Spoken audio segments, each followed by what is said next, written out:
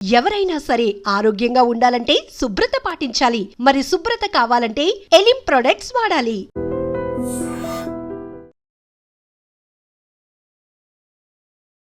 నమస్కారం, నా పేరు జ్యోతిర్మయి. ఈ రోజు మనం డిస్కస్ చేసుకోబోయే టాపిక్ సన్నగా ఉన్న వాళ్ళు హెల్దీ వెయిట్ కి ఎలా రావాలని. ప్రతి ఒక్క వీడియోలో మనం వెయిట్ లాస్ గురించి డిస్కస్ చేసుకుంటూ ఉంటాము, కానీ ఈ రోజు వెయిట్ గెయిన్ అవ్వడానికి అంటే ఒక హెల్దీ వెయిట్ రావడానికి ఎలాంటి ఆహారం తీసుకోవాలో ఈ వీడియోలో తెలుసుకుందాం. సో ఐడియల్ బాడీ వెయిట్ మనం తీసుకున్నట్టయితే ప్రతి ఒక్కరికి హైట్ చొప్పున వెయిట్ మనం క్యాలిక్యులేట్ చేస్తాం. దాన్నే మనం ఐడియల్ బాడీ వెయిట్ అంటాం. సపోజ్ ఇప్పుడు ఒక పర్సన్ 160 సెంటీమీటర్స్ హైట్ ఉన్నారనుకోండి, 160 సెంటీమీటర్స్ మైనస్ 100 చూసుకున్నప్పుడు మనకి ఆన్సర్ ఏదైతే వస్తుందో, లైక్ ఎగ్జాంపుల్ 60 కేజీస్ వస్తుంది. సో ఆ పర్సన్ యొక్క ఐడియల్ బాడీ వెయిట్ 60 కేజీస్ ఉండాలన్నమాట. అండ్ దీంతో పాటు మనం రెగ్యులర్ గా బాడీ కంపోజిషన్ అనాలిసిస్ చేసినప్పుడు బిఎంఐ అని చూస్తూ ఉంటాం. బిఎంఐ అంటే ఏంటి అంటే బాడీ మాస్ ఇండెక్స్. ఈ బాడీ మాస్ ఇండెక్స్ మన హైట్ కి అండ్ వెయిట్ కి క్యాలిక్యులేట్ చేసి చెప్తుంది అనమాట. సో ఈ బాడీ మాస్ ఇండెక్స్ అనేది 18.5 నుంచి 25 లోపే ఉండాలన్నమాట. సో 18.5 నుంచి 25 లోపు ఉన్న వాళ్ళు హెల్దీ వెయిట్ కేటగిరీ కిందకి వస్తారు. 18.5 కన్నా తక్కువ ఉండే వాళ్ళు అండర్ వెయిట్ కేటగిరీ కిందకి వస్తారు. 25 కన్నా ఎబవ్ ఉన్న వాళ్ళు ఓవర్ వెయిట్ కేటగిరీ. అండ్ ఇలాగే పెరుగుతూ ఉంటే ఓవర్ వెయిట్, ఒబీస్ లో కూడా మనకి టైప్ 1, టైప్ 2, టైప్ 3 ఒబేసిటీ అనేది మనం చెప్తూ ఉంటాం. సో ఈ రోజు మనం ఎవరైతే తక్కువ వెయిట్ ఉన్న వాళ్ళ గురించి డిస్కస్ చేసుకుంటున్నాం కాబట్టి ఈ బిఎంఐ అనేది 18.5 కన్నా తక్కువగా చాలా మందికి కనిపిస్తూ ఉంటుంది. చాలా మందికి 16 కానీ 17 కానీ జస్ట్ 18 ఉండడం కానీ ఇలాంటివి కూడా మనం చూస్తూ ఉంటాం. సో వీళ్ళు అన్హెల్దీయా? నో, వీళ్ళు అన్హెల్దీ కేటగిరీకి రారు, బట్ అన్హెల్దీ వెయిట్ కేటగిరీ కిందకి వస్తారు. జనరల్లీ సన్నగా ఉన్న వాళ్ళకి మెటబాలిజం అనేది ఎక్కువగా ఉంటుంది. ఏమి తిన్నా కానీ ఈజీగా డైజెస్ట్ అయ్యి మెటబాలిజం అనేది బాగా పనిచేస్తుంది అనమాట వీళ్ళకి. సో ఇలాంటి వాళ్ళు వెయిట్ గెయిన్ అవ్వాలి, ఒక హెల్దీ వెయిట్ కి రావాలంటే వాళ్ళ డైట్ లో బాడీకి కావాల్సిన గుడ్ అమౌంట్ ఆఫ్ న్యూట్రియంట్స్ ఎక్కువ ఉండే ఆహారాలు అనేది ఇవ్వాలి. సో చాలా మందిని మనం చూస్తూ ఉంటాము, నేను ఎంత తింటున్నాను, రైస్ తీసుకుంటున్నాను దానికన్నా డబుల్ సైజ్ తీసుకున్నా కానీ నేను బరువు అనేది పెరగట్లేదు, నేను అంతే ఉంటాను అని కంప్లైంట్ చేస్తూ ఉంటారు. సో దానికి కారణం ఏంటి అంటే ఓన్లీ మీ రైస్ క్వాంటిటీని ఇంక్రీజ్ చేయడం కాదు, ఇందులో మనం ప్రోటీన్ కంటెంట్, దీంతో పాటు మనం తీసుకునే ఫ్రూట్స్, వెజిటేబుల్స్ ఈ కంటెంట్ అండ్ తీసుకునే డైట్ లో ఫ్యాట్స్ కంటెంట్ అనేది కొంచెం ఎక్కువగా తీసుకోవాలన్నమాట. ఎందుకంటే మనకి ఫ్యాట్స్ లో నుంచి ఎక్కువ క్యాలరీస్ వస్తాయి. సో సుమారు ఒక పర్సన్ హెల్దీ వెయిట్ లో రావాలంటే వాళ్ళ బాడీ కంపోజిషన్ అనాలిసిస్ తోటి మనం వాళ్ళని ఈజీగా అనాలిసిస్ చేసి దాంట్లో వాళ్ళు ఎంత బరువు పెరగాలనేది మనం చెప్తామన్నమాట. సో ఎంత బరువు పెరుగుతారో దాన్ని బేస్ చేసుకొని వాళ్ళ క్యాలరీ రిక్వైర్మెంట్ అనేది ఇంక్రీజ్ అవుతుంది. సపోజ్ ఒక పర్సన్ కి జనరలీ 2000 కిలో క్యాలరీస్ కావాలనుకోండి, ఒక పర్సన్ బరువు పెరగాలి అంటే మినిమం 3000 కిలో క్యాలరీస్ అనేది మనం ఒక డేకి ఇవ్వాలి. సో 3000 కిలో క్యాలరీస్ అనేది చాలా హ్యూజ్ ఉంటుంది. ఇందులో మనకి డిఫరెంట్ కైండ్స్ ఆఫ్ ఫుడ్స్ అనేది ఇంక్లూడ్ చేసుకోవాలి. అలాంటి టైంలో మనం వీళ్ళు ఎక్కువగా తినలేకపోతారు. అలాంటి కండిషన్స్ లో మనం ఎక్కువగా కాన్సన్ట్రేట్ చేయాల్సింది ఫ్యాట్స్ అన్నమాట. సో ఫ్యాట్స్ లో మనకి 1 గ్రామ్ కి మనకి 9 కిలో క్యాలరీస్ ఎనర్జీ అనేది వస్తుంది. సో అందుకని తక్కువ బరువు ఉన్న వాళ్ళకి ఎక్కువగా ఫ్యాట్స్ అనేది మనం రికమెండ్ చేస్తాం.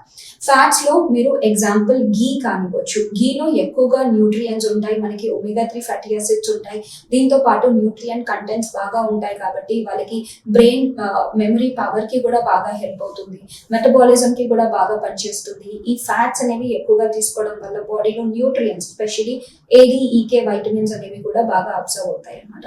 సో కంపల్సరీ వాళ్ళ డైట్ లో 3 టీ స్పూన్స్ ఆఫ్ గీ లేదా 4 టీ స్పూన్స్ ఆఫ్ గీ అనేది బ్రేక్ఫాస్ట్, లంచ్, డిన్నర్ ఇంకా స్నాక్ ఐటమ్ లో ఖచ్చితంగా ఉండాలి.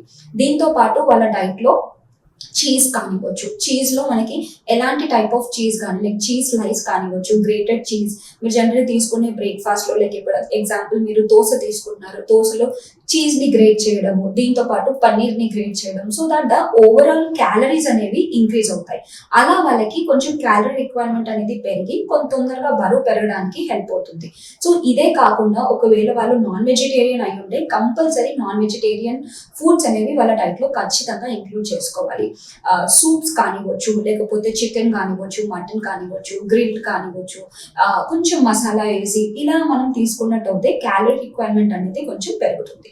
సో సన్నగా ఉన్న వాళ్ళకి ఎక్కువగా తక్కువ బ్యాలెన్స్డ్ గా మీల్స్ అనేది ఇవ్వాలని ఎక్కడ లేదండి. యూ కెన్ ఈట్, కాకపోతే me the way of eating అనేది కొంచెం కరెక్ట్ గా పెట్టుకోవాలి. లైక్ ఎగ్జాంపుల్ టైమింగ్స్ అనేవి ప్రాపర్ గా ఉండవు, వీళ్ళకి ఎక్కువగా ఆకలి వేయట్లేదు అని చెప్తూ ఉంటారు. బట్ బ్రేక్ఫాస్ట్, లంచ్, డిన్నరే కాకుండా మిడ్ మీల్స్ పైన కూడా ఎక్కువగా దృష్టి పెట్టాలి. అంటే స్ప్రౌటెడ్ చెనా కానివ్వచ్చు, anything protein rich, carbohydrate rich, ఇలాంటివి వాళ్ళ డైట్ లో యూస్ చేసుకున్నట్టు అయితే బాగా హెల్ప్ అవుతుంది అనమాట. ఒకవేళ వాళ్ళకి ఎగ్జాంపుల్ చిన్న పిల్లలు కూడా చాలా సన్నగా ఉంటారు, అలాంటి వాళ్ళకి కంపల్సరీ ఒక గుడ్డుని ఇవ్వడం కానీ, లేకపోతే వాళ్ళకి స్ప్రెడ్ అంటే ఒక బ్రౌన్ బ్రెడ్ పైన చీజ్ స్ప్రెడ్ చేసి ఇవ్వడం కానివ్వచ్చు, బాయిల్డ్ ఎగ్ టోస్ట్ కానివ్వచ్చు, లేకపోతే అవకాడో టోస్ట్ కానివ్వచ్చు, ఇలా డిఫరెంట్ కైండ్ ఆఫ్ టోస్ట్ కానీ, లేకపోతే fatty fruits. Like example avocado అనేది మనకి ఎక్కువగా ఫ్యాటీ ఫ్రూట్ అంటాం, ఇందులో ప్యూఫా అనేది ఎక్కువగా ఉంటుంది. ఇది వాళ్ళ డైట్ లో ఇంక్లూడ్ చేసుకోవచ్చు. Non veg related items, egg regular గా 2 లేదా 3 డైట్ లో తీసుకోవడము, ఘీ అనేది వాళ్ళ డైట్ లో ఎక్కువగా ఇవ్వడము. అండ్ దీంతో పాటు వాళ్ళకి పన్నీర్ లో మనకి సాయ్ బేస్డ్ పన్నీర్ కూడా వస్తుంది. సో ఆ సాయ్ బేస్డ్ పన్నీర్ ఎక్కువగా తీసుకోవడం, జనరల్ నార్మల్ మిల్క్ బదులుగా ఆల్మండ్ మిల్క్ కానీ, కోకోనట్ మిల్క్ కానీ, లేకపోతే మనకి సాయ్ మిల్క్ అంటారు, సాయ్ మిల్క్ వాళ్ళ డైట్ లో ఉండడం, ఇలాంటివి తీసుకోవచ్చు అనమాట. సో వీళ్ళ స్టమక్ అనేది తొందరగా ఫిల్లింగ్ గా ఉంటుంది కాబట్టి ఎక్కువగా న్యూట్రియంట్స్ ఉండే ఆహారాలని ఫస్ట్ ఎర్లీ మార్నింగ్ ఇవ్వాలన్నమాట. లేచిన వెంటనే వాళ్ళకి ఒక మంచి హై క్యాలరీ షేక్ అనేది ఇవ్వచ్చు. ఒక scoop whey protein powder add చేసి, దాంతో పాటు ఒక ఆల్మండ్ మిల్క్ కానీ, లేకపోతే సాయ్ మిల్క్ కానీ తీసుకొని, దాంట్లోనే మనం ఒక బనానా కానివ్వచ్చు, స్ట్రాబెరీ కానీ ఇలా యాడ్ చేసి, ఒక 2 teaspoons ఆఫ్ పీనట్ బటర్ ని యాడ్ చేసి, 1 handful of nuts and seeds ని యాడ్ చేసి, అలా మిక్సీ చేసి ఒక హై క్యాలరీ షేక్ అనేది అవుతుంది అనమాట. సో ఎర్లీ మార్నింగ్ వాళ్ళకి ఇచ్చినట్టు అయితే చాలా మెటబాలిజం అనేది ఇంకా బాగా హెల్ప్ అవుతుంది, వాళ్ళకి ఈజీగా బరువు పెరగడానికి కూడా వాళ్ళకి హెల్ప్ అవుతుంది. ఇవే కాకుండా వాళ్ళ మెటబాలిజం బాగా ఉంటుంది కాబట్టి తిన్నవి తొందరగా అరిగిపోతాయి. అండ్ కొంతమందికి గట్ అన్హెల్దీగా కూడా ఉంటుంది. ఒకవేళ గట్ అనేది అన్హెల్దీగా ఉన్నప్పుడు ఫస్ట్ దానిపైన దృష్టి పెట్టాలి. నేను సన్నగా ఉన్నాను కదా, నా గట్ అనేది అన్హెల్దీగా లేదు అని అనుకుంటూ ఉంటారు. సో గట్ హెల్త్ అనేది ఫస్ట్ ముఖ్యం. మీరు హెల్దీగా ఉన్నారు, మీ మెటబాలిజం బాగుందంటే గట్ కరెక్ట్ గా ఉండాలని లేదు, పాడైందని కూడా కాదు, but you have to check. అంటే జనరలీ మనకి అసిడిటీ, గ్యాసెస్ ఇలాంటివే గట్ గురించి రిలేట్ చేస్తూ ఉంటాము. ఇదే కాకుండా మనకి different kinds, like example acne ఉంది, న్యూట్రియంట్స్ బాడీలో అబ్జర్వ్ అవ్వట్లేదు, హెయిర్ చాలా ఫ్లేకీగా ఉంది, హెయిర్ ఫాల్ ఉంది, స్కిన్ రిలేటెడ్ ఇష్యూస్ ఉన్నాయి, బ్లోటింగ్, కాన్స్టిపేషన్ ఇవన్నీ ఉన్నాయంటే గట్ అన్హెల్దీగా ఉండడం అని అర్థం అనమాట. సో సన్నగా ఉన్న వాళ్ళు కూడా గట్ ని రీసెట్ చేసుకొని దాని తర్వాత వాళ్ళ డైట్ అనేది స్టార్ట్ చేసినట్టయితే ఈజీగా వాళ్ళు హెల్దీ వేలో వాళ్ళు వెయిట్ గెయిన్ అయ్యే అవకాశం అనేది ఉంటుందన్నమాట. సో ఇదే కాకుండా ఎక్సర్సైజ్ అనేది మోస్ట్ ఇంపార్టెంట్ థింగ్ అనమాట.